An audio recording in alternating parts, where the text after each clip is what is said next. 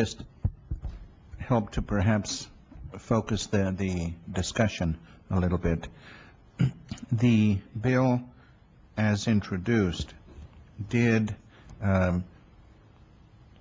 purport to put in statute one standard, the open file standard, the open file format. In discussions with the author, I believe the approach now is more limited in that we're looking at a pilot demonstration program to perhaps weigh the pros and cons and to get some real life experience as to what this would mean. So if we may, rather than, I understand it's a huge policy area, but in terms of the bill as has been reformatted, if you will. Mr. Chair? Yes. If I may, and I think the Chair has outlined where we would like to move with this, so we can get more information.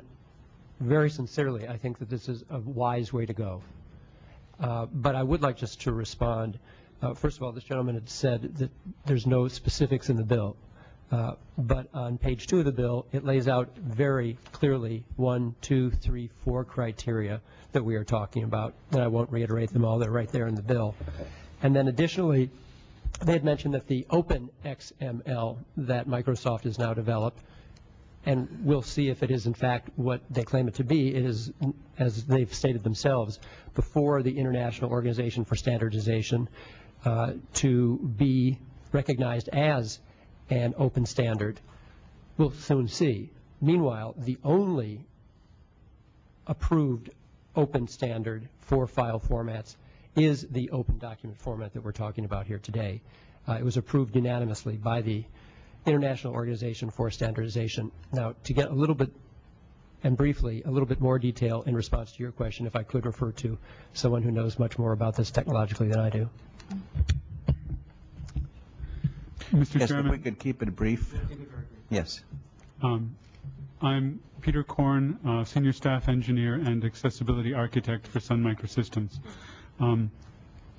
I wanted to respond to a couple of the points raised, one of which was that there are different document formats for different purposes, and it reminds me of an argument that was made by railroad tycoons that there are different rail gauges for different purposes.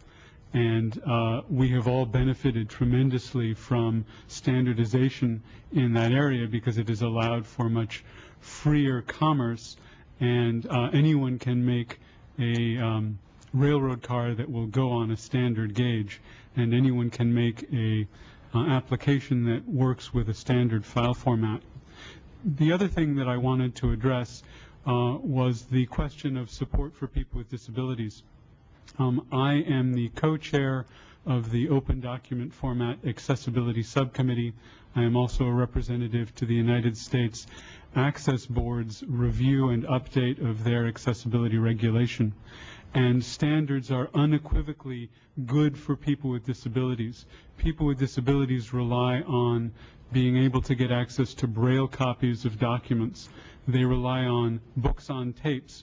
And these books on tape can be converted automatically from document formats and read by computer. You cannot easily do this if the information about that document format is not readily available and published.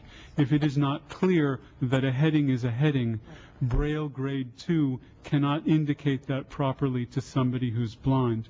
If the information about where the pagination is in the document is not indicated, then a blind student in California cannot keep up with their sighted colleagues and know what page they're on. And in California, we have some 3.5 million Californians with disabilities, most of whom have little income. 70% are unemployed. The benefits of standard formats mean increased competition and lower prices and greater affordability of choices, which we do not have today. So these are just some of the points. And I think the intent in the staff analysis was to point out that there are many questions that really need to be aired out. I don't think we this committee has the time nor really the capacity to sort out all these issues. The issue as presented to us initially was whether we should adopt in statute one particular standard. And I don't think that is the issue any longer because of discussions with the author. So allow me to say I commend the author and the author staff for bringing this issue forward. I will entertain additional questions, but I hope that we can limit it to the proposed amendments, because otherwise this issue is so huge we could profitably spend the next couple of years on it. Mr. Price.